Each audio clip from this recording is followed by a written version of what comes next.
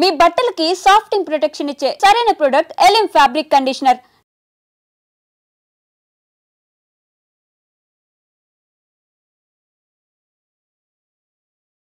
దాడులు మొదలైనప్పుడు ఏమైంది, ఇక మా వాళ్ళని ఎక్కడ పడితే అక్కడ ఇచ్చి కొట్టడం, చంపటం, ఇట్లాంటిగా దాడులు. పెళ్ళిళ్ళకి పిల్లగా మా మిలిటెంట్ను ఇక్కడ అక్క పెళ్ళి, ఆయన పేరు కిరణ్, ఆ పిల్లగాని తీసుకెళ్ళి నరికిండ్రు. పెళ్ళిళ్ళకే తీసుకెళ్ళిండ్రు. పుస్తలు కట్టే టైంలో పూట తీసుకుపోయి నరికిండ్రు. చావలేదు పిల్లోడు. ఆ తల్వారుతో వేస్తుంటే ఆ తల్వారు అక్కడ మొగిపోయి ఇది అక్కడ గడ్డకు తగిలింది కాబట్టి ఆయన చావలేదు. పిల్లగాడు ఇప్పటికీ ఉన్నాడు ఆయన. అట్లాంటి దానికి ప్రతీకారం తీసుకున్నాం మేము. ఎట్లా అంటే నాగంపేట ఆ పిల్లగాని పట్టుకొచ్చి సిరిసిల్ల బ్రిడ్జ్ మీదకి పట్టుకొచ్చి నాగంపేటలో చంపడానికి తీసుకొస్తే నాగంపేటలో మేము దాడి చేసి అక్కడ మేము తలకాయలు కోసి మేము తీసుకెళ్ళి దుమాలని కట్టినాం. తలలు వాళ్ళ జనశక్తుల తలలు దుమాల్లో కట్టినాం ఇద్దరి. ఎందుకు? మా వాళ్ళని చంపుతురు కదా. అట్లాంటికే పోలీసు వాళ్ళు మా మీద మళ్ళీ దాడులు చేస్తుండ్రు కాబట్టి మేము ఫలానా దగ్గర వాళ్ళ బాడీ తలలు అక్కడికి తీసుకెళ్ళి కట్టినాము. ఆ బాడీని మళ్ళీ గంభీరాపేట పోలీస్ స్టేషన్ పంపినాము మేము. ఏది చేస్తూ లారీలో అట్లాంటి. మరి పోలీసులు అనలేదా? పోలీసులు ఏమంటారు? పోలీసులు దమ్ముంటే రా ఇక చూద్దాం, ఇక ఎట్లా యుద్ధమే చేస్తున్నాం కదా, మీరు ఇట్లా చంపుతా అట్లా చంపుతా అంటారు. వచ్చి ఒకసారి చూసుకుందాం మనం. అదే సమయంలో గంభీరాపేటలో పోలీస్కి నక్సల్స్ మధ్యన పెద్ద వార్ అని వచ్చింది. ఒకసారి ఆ వార్ గురించి చెప్పండి. అక్కడ వాళ్ళు ఏం చెప్పేది, ఇక్కడ వాళ్ళు జనశక్తి వాళ్ళతో మా యుద్ధం జరుగుతుందా, అట్లా ఏం చేసేది వాళ్ళు అంటే ప్రతి ఈ ఏరియాలో తిరగకుండా బాగా మూమెంట్ బాగా ఇది చేస్తుండ్రు. అప్పుడు ఆ మూమెంట్ చేసే క్రమంలో పట్ట ఎక్కడ ఆ అడవి, ఇది గంభీరాపేట ఏరియాల ప్రాంతంలో అడవి ఉన్నది కాబట్టి అడవిలో కోవెట్టు ఇది చేయటం బాగా ఇబ్బంది పెట్టిరు. అప్పుడు మాకు వాళ్ళకి బాగా జరిగింది యుద్ధం అట్లాంటిగా. అదే సమయంలో సలీం దళం అని ఒక దళం ఉండేది. ఆ సలీం దళం అని చెప్పి అది బిచ్చుకుంది ఏరియాలో ఉండేది. సలీం ఎప్పుడైనా ఎదురయ్యారా? ఆ సలీము అంటే మా వాళ్ళే.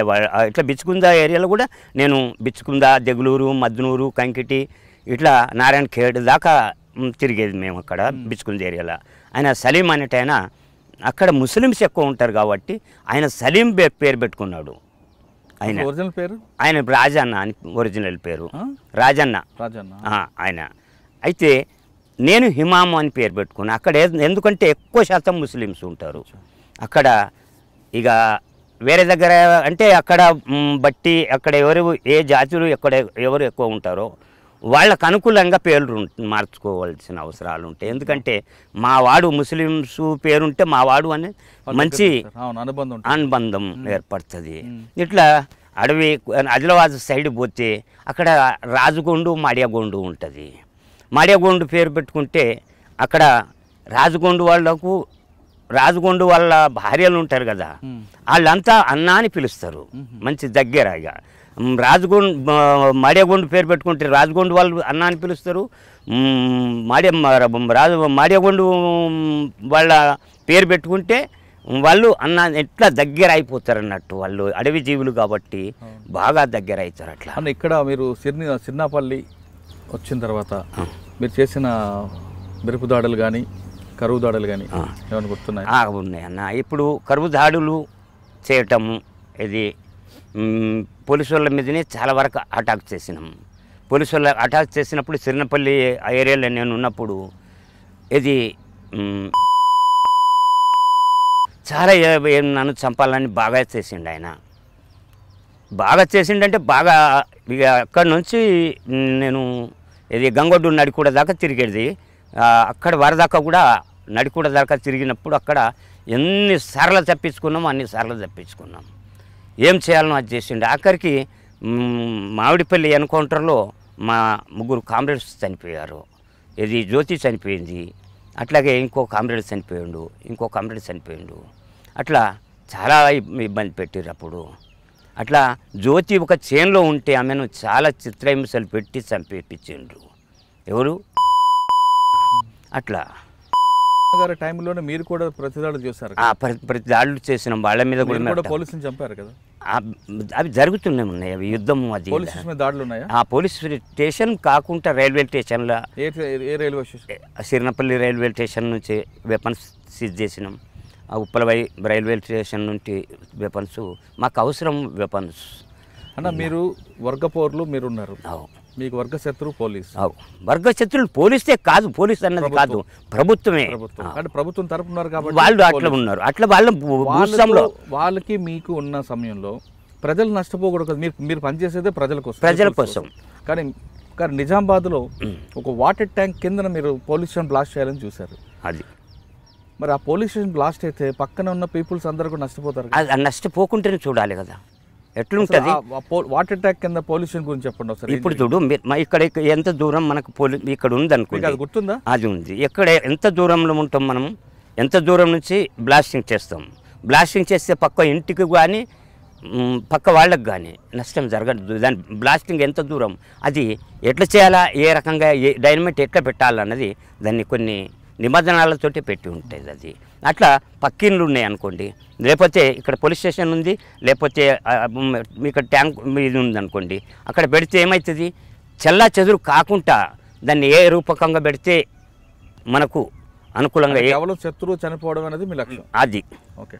కానీ వాటర్ ట్యాంక్ పక్కన పోలీస్ స్టేషన్ ఒకవేళ బ్లాస్ట్ అయ్యి ఉంటే వాటర్ ట్యాంక్ కూడా కూలిపోయేది, దాంతో చుట్టుపక్కల ప్రజలకి నష్టం జరిగేది, ప్రజలకు కూడా నీరు లేకుండా ఉంటుందని అప్పుడు పోలీసులు ఒక ప్రకటన చేశారు. అది వాళ్ళు చేసింది అది కరెక్ట్ కాదు. ఇప్పుడు మనం చేసేదే ప్రజల కోసం, చేసే ప్రతి అడుగు వేసేదే ప్రజల కోసం. ప్రజలే మన నిర్మాతలు. ప్రజలే మన నిర్మాతలు అయినప్పుడు వాళ్ళని మనం నష్టపెట్టినప్పుడు వాళ్ళు మమ్మల్ని ఎందుకు చేరదీస్తారు? పోలీసు వాళ్ళ నుండి ఎందుకు మమ్మల్ని ఇది చేస్తారు? వాళ్ళు పోలీసు వాళ్ళు ఇక్కడ పోలీసు వాళ్ళు వచ్చిందంటే అన్నా పోలీసు వాళ్ళు వచ్చిండే అని చెప్పి ప్రతి ఒక్కళ్ళు మాకెందుకు చెప్తారు? ఇక్కడ ముస్తవాద నుంచి వాళ్ళ జీబు వెళ్ళిందంటే వాళ్ళకన్నా ముందు, జీబు కన్నా ముందు మాకు వార్త అందుతుంది. కానీ అప్పట్లో కొంతమంది మావోయిస్టు పార్టీలో, పీపుల్స్ వార్ పార్టీలో కొంతమంది పోలీసులు కూడా సమాచారం అందించేవారు మీ మూమెంట్. అది ఎక్కడ కానీ ఇప్పుడు ఇట్లాంటి దుర్మార్గులు చాలా వరకు పనిచేస్తుండ్రు. ఇట్లా కానీ కత్తులు కానీ ఇట్లాంటి వాళ్ళు చాలా పెద్ద దెబ్బ తీసిండ్రు వాళ్ళు. అట్లాంటి వాళ్ళ మీద పార్టీ చర్య తీసుకోలేదు. ఇక తీసుకున్నాడు అంటే క్రమంగా అది ఎప్పుడు ఎవరి అనుభవం రీత్యా వాళ్ళే పోతుంటారు. తీసుకుంటుంది పార్టీ, వెనకైనా ముందైనా అది ఖచ్చితంగా శిక్షిస్తుంది. ఇవాళ కాకుండా రేపైనా కానీ చనిపోయింది కానీ విప్లవం ఎప్పుడూ చావదు. అది ఖచ్చితంగా అది బరబ్బరు ఇది ఉంటుంది. ఇప్పుడు మనం మార్కెట్ శంకర్ విషయానికి వద్దాం. ఆయన సారథ్యంలో మీరు పనిచేశారు. మీరు ఆయన చేసిన కార్యక్రమాలు ఒకసారి, మంచి కార్యక్రమాలు ఏంటి, చెడు కార్యక్రమాలు ఏంటి? ఆయన అడవి భూములు కుట్టించటం, ఇది అక్కడున్న భూస్వాముల భూములన్నీ లాగి పేదలకు పంచటము, ఇట్లా గుడిసెలు వేసుకొని ఉండేవాళ్ళను ఇండ్లు కట్టుకునటం, ఇట్లా కొన్ని బాయిలు తవ్వించటం, ఇది లోను ఇప్పించి బాయిలు తవ్వించటం, కరెంట్లు పెట్టించడం, ఇట్లాంటి చాలా వరకు పనిచేశాడు ఆయన. ఇట్లా పోలీసులు రాకుండా ఇట్లా బాగా ఇబ్బంది. ఇట్లా మళ్ళీ ఇది గొర్రెలు మేకలకు పుల్లర తీసుకునేటి అవే అప్పుడు దాడులు, అవి మామూలు అట్లాంటివి ఇవి చేసేవాళ్ళం. అంటే ఆయన సారథ్యంలో మెరుపు దాడులు ఏమున్నాయా? ఆ మెరుపు దాడులు అంటే బ్లాస్టింగు, ఎక్కడ రామడుగు బ్లాస్టింగు అక్కడ జరిగింది. అట్లాగే మళ్ళీ మల్కాపూర్ ఫైరింగ్ ఒకటి జరిగింది. అట్లా ఇది మన బాన్స్వాడ ఏరియాలో ఇంకొక ఫైరింగ్ అక్కడ జరిగింది. ఆయనతో పాటు మీరు ఉన్నారు? ఆయనతో పాటు బాన్స్వాడ ఏరియాలో నేను లేను, కానీ రామడుగు ఏరియాలో ఉన్నా. నేను రామడుగు ఏరియా అంటే సిరినపల్లి ఏరియానే.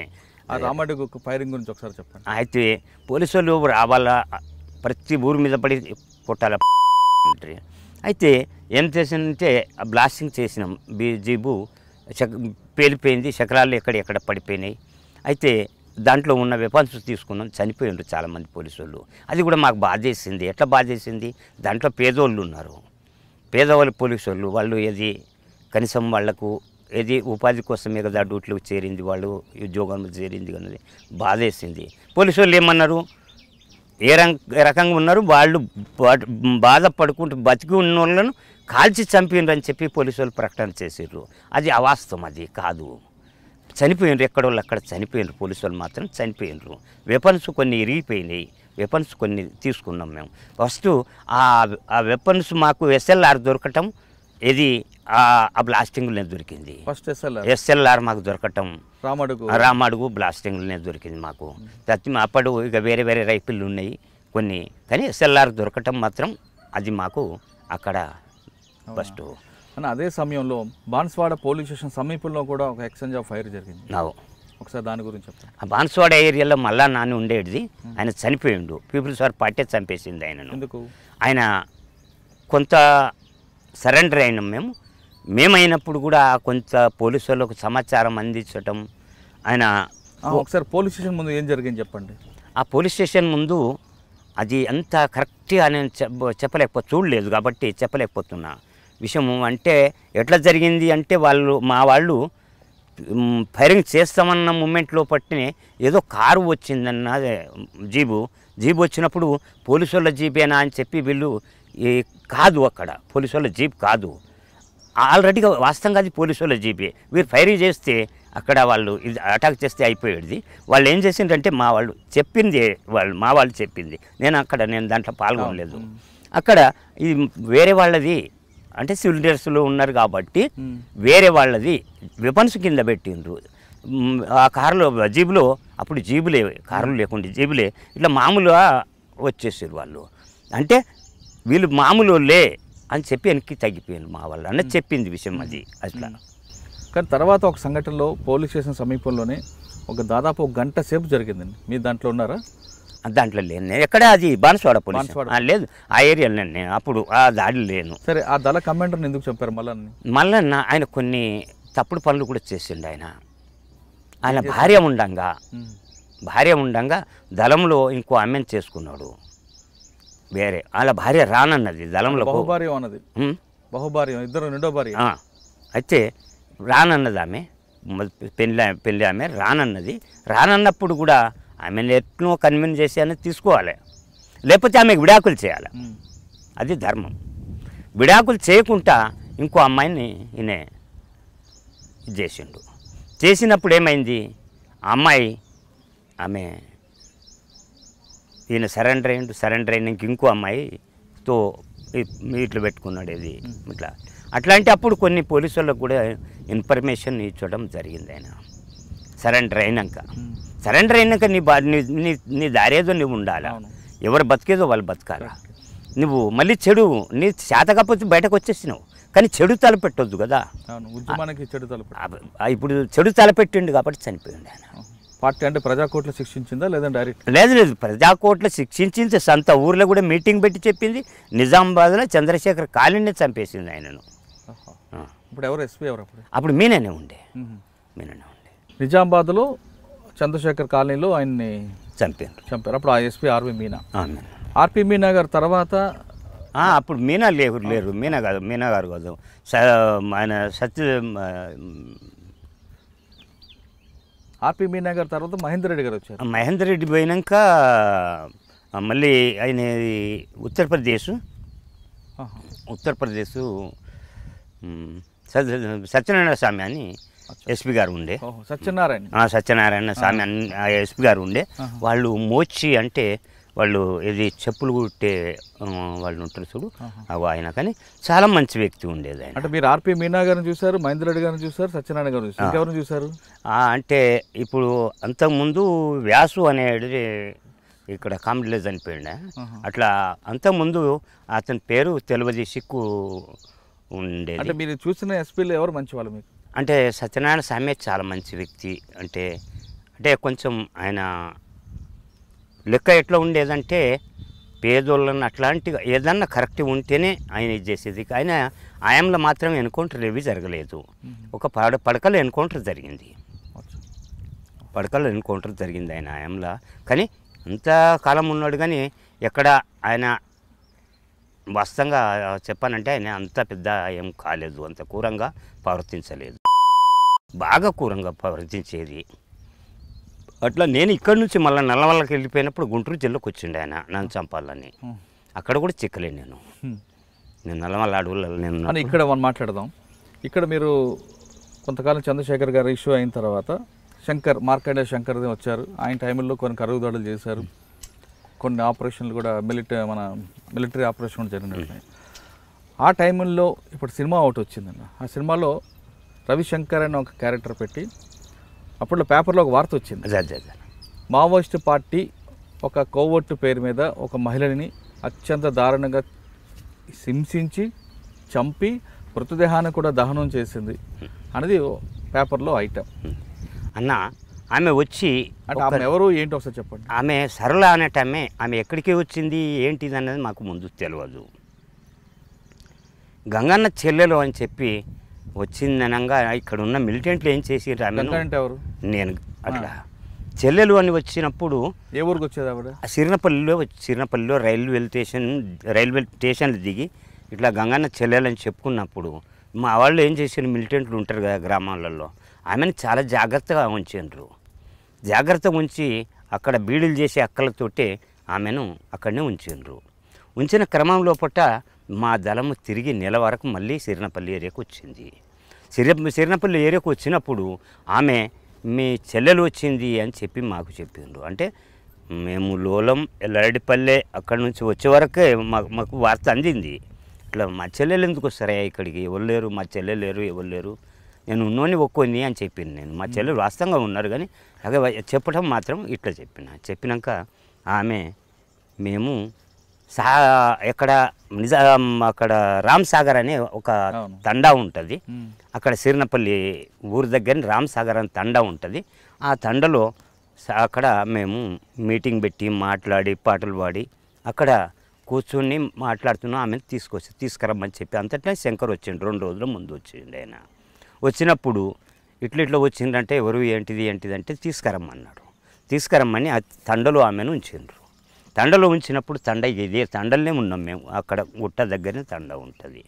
తండ ఉన్నాక నిన్ను ఎవరు పంపిరు, ఏ ఊరు, ఇది అది అని చాలా అడిగిండు. ఆయన్నే అడిగినప్పుడు నేను పార్టీలకి వచ్చిన, నేను ఇట్లా పార్టీ మూమెంట్ చూసి ఇట్లా ఈ పోరాటాలను చూసి పేపర్లో చూసి వచ్చిందని చెప్పింది.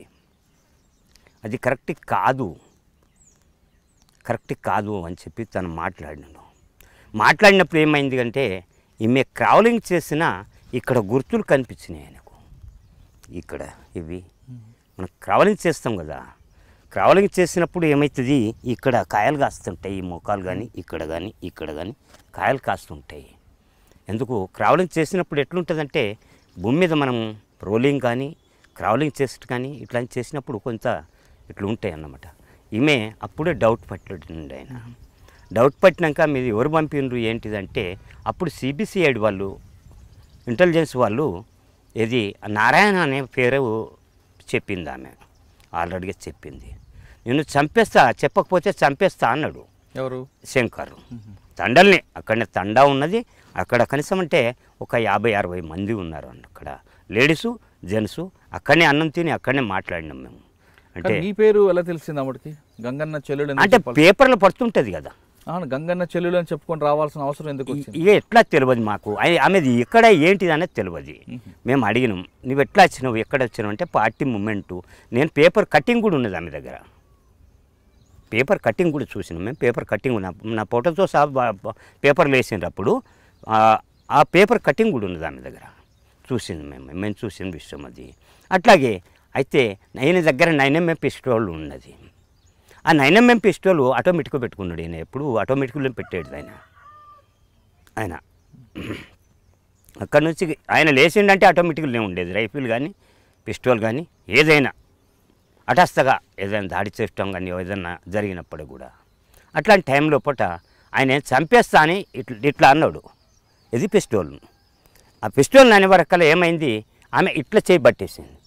ఇట్లా పట్టేసే వరకల్లా ఇది ట్రిగ్గర్ మీద వెళ్ళబడ్డది. ఆటోమేటిక్గా బుల్లెట్లు పోయినాయి, చనిపోయింది.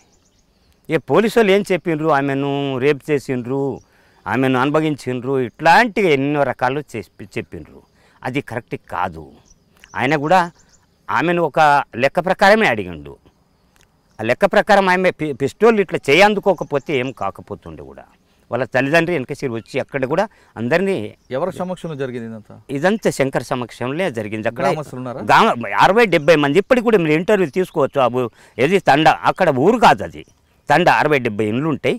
దాదాపున అక్కడ జనాలంతా ఉన్నారు. అక్కడ మీరు కావాల్సి ఉంటే అక్కడ సిరినపల్లి ఏరియా ఇప్పుడు దళం అయితే లేదు కదా, ఇప్పుడు మీరు పోయి ఈ సిరినపల్లి ఏరియాలో రామ్సాగర్ తండాల మీరు ఇంటర్వ్యూ కూడా తీసుకోవచ్చు. అన్న చనిపోయిన తర్వాత మృతదేహాన్ని ఏం చేసి? ఆ మృతదేహాన్ని మేము దానం చేసినామన్న. మేము కాదు, వాళ్ళు ఏది అక్కడ ఊరు వాళ్ళే పోలీసు వాళ్ళు వచ్చి మమ్మల్ని చంపుతారన్నా అని చెప్పి అంతా దానం చేసిండ్రు. అది దహనం చేసిన తర్వాత మరి పేపర్ స్టేట్మెంట్ ఎందుకు ఇచ్చారన్న? కోవర్టుగా పంపించినందుకే మేమే దహనం చేసామని. అదే కోర్టుగానే వచ్చింది కదా ఆమె, కోర్టుగానే నారాయణ పేరు చెప్పింది, కోర్టుగానే వచ్చింది ఆమె ఆల్రెడీగా. మాకు ఎట్లా నిర్ధారణ ఏది అవుతుంది అంటే ఇప్పుడు చూడండి, ఒక ఆమె ఎట్లా వచ్చింది, నేను నల్లవల్ల అడవులు ఉన్నా, అనుపు అనే ఊరు ఉంటుంది, భీములా అనేటైనా హెడ్ క్వార్టర్ నుండి రైఫిల్ ఎత్తుకొని పోయిండు. భీములా అనేటైనా అప్పుడు మాకు కలిసిండు అక్కడ. ఆయన కనీసం అంటే 3 భార్యలు చేసుకున్నాడు. ఆయన కోర్టు నుంచి రైఫిల్ తీసుకొని హెడ్ క్వార్టర్ నుంచి రైఫిల్ తీసుకొని నల్లవల్ల అడవుల్లో తిరిగేటప్పుడు 3 భార్యలు చేసుకున్నాడు. ఆయన 3 పిల్లలు చేసుకున్నాడు. చేసుకునే క్రమంలో మేము చెప్పినాము, చూడు ఇట్లాంటి చెడ్డ పేరు వస్తుంది, ఇది మంచిది కాదు, నువ్వు నా దళంలో వస్తా అన్నాడు.